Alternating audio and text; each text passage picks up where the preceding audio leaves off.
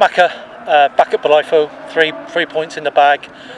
A game of two halves in a lot of ways. Early start, lots to talk about. But first, overall for you, how did it go? Delighted today. I think it was we showed two sides for us today in terms of our in possession, how well we could move the ball, and got into some very, very good areas with a different style of play, and trying to implement our footballing style. And like I said, we just had a couple of conversations in there that we felt in the first half we could have been one or two more goals ahead, and we start to ride our luck in the second half. And I would say our second half performance was very gutsy. Very, very similar to the Hungerford game a couple of weeks ago, where we felt we could have got a couple more chances or been a bit more ruthless in front of goal to be a bit more comfortable in the game. But there was times in that second half where you just thought, is this another one of those games where they're going to get that equaliser in the closing stages? But the boys showed a lot of resilience and defended a lot of balls into the box, defended a lot of set pieces, and today it's one to really be proud of and show that we can grind one out every now and then. But there is still room for improvement. We've had a fantastic October, and we've started November off with 3 points. So we've just got to keep the momentum and understanding that yes, we're doing things well enough to win games at the moment, but there's still plenty of room for improvement. And it's a testament to the boys. Suspension of Rio today, opportunity for Rocky to come back in, but whoever comes in takes their opportunity and performs, and that's why it's making my job easier and harder. Yeah. I said to the boys before the game that it makes my job easier in terms of selection because the boys are delivering on the pitch, so not having to change the team a lot. But the hardest part is leaving players out and seeing the disappointment when they are left out. But everyone is making their contributions when called upon, and that bodes well for the future. You talk about the missed chances, the gilt-edged chances today, and it could have been, like you say, a lot more easier. And that's happened to us over a number of games this season, especially from winning positions. Is that something that you're worried about, or you feel it's just a matter of time before these click? To be honest with you, I would.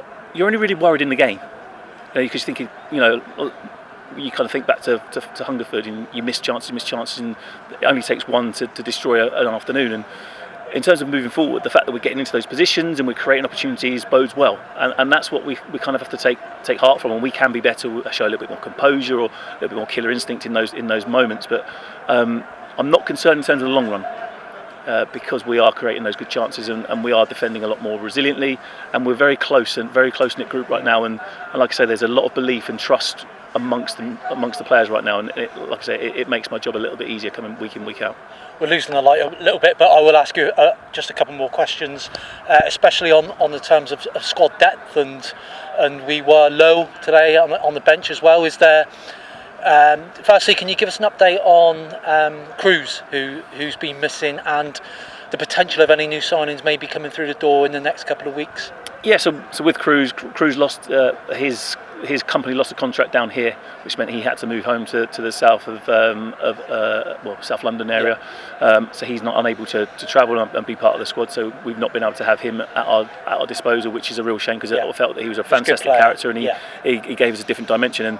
And we are looking to bring in players. We have signed a couple of younger players from the local area that have just been away on half term because they've been education. They're here with education as well. So we've got one or two exciting young players within it. But like I said to the players and yourself before, if we are going to bring in players, we've got to make sure that they're the right characters, the right profile of player as well. Yeah. But we've got a squad at the minute. Yes, it's a little bit thin, but they're completely committed. They understand the way we want to play, and sometimes bringing players in, they might not know quite what we're after and know the rotations, patterns, defensive responsibilities and expectations so much. But we have got 2 or 3 extra players training with us, and I would imagine that you'll see them in the coming weeks for sure. I think for me personally, I think what impressed me today was Evesham started there a good side, and they started the second half very well, and we were kind of on the back foot. It looked like we're fading, and in the last 10-15 minutes we found something, we galvanised ourselves, and the fitness levels really came through.